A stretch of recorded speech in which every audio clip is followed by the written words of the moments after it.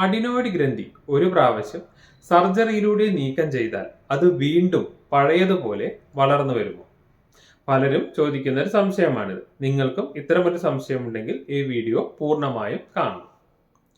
ഒരു പ്രാവശ്യം സർജറിയിലൂടെ നീക്കം ചെയ്ത അഡിനോയിഡ് ഗ്രന്ഥി വീണ്ടും പഴയതുപോലെ വളർന്നു വരുന്നത് വളരെ അപൂർവമായി മാത്രമാണ്.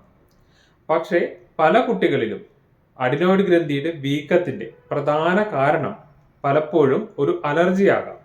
ഇത്തരം ശക്തമായ അലർജികൾ ഉള്ള കുട്ടികൾ അഡിനോയിഡ് ഗ്രന്ഥി നീക്കം ചെയ്താലും പല ലക്ഷണങ്ങളും മുൻപ് ഉണ്ടായിരുന്നത് പോലെ തന്നെ സർജറിക്ക് ശേഷവും അവരിൽ കാണുന്നത് വളരെ സാധാരണമാണ്. ഉദാഹരണത്തിന് അലർജിയുടെ ലക്ഷണങ്ങളായ തുമ്മൽ, മൂക്കൊലിപ്പ്, മൂക്കടപ്പ് തുടങ്ങിയ ലക്ഷണങ്ങൾ സർജറിക്ക് ശേഷവും പല കുട്ടികളിലും പഴയതുപോലെ തന്നെ കാണുന്നത് സാധാരണയാണ്. ഇത്തരം കുട്ടികളിൽ ഇതിനുള്ള ചികിത്സ വേറെ ചെയ്യേണ്ടതായി വരാറുണ്ട്.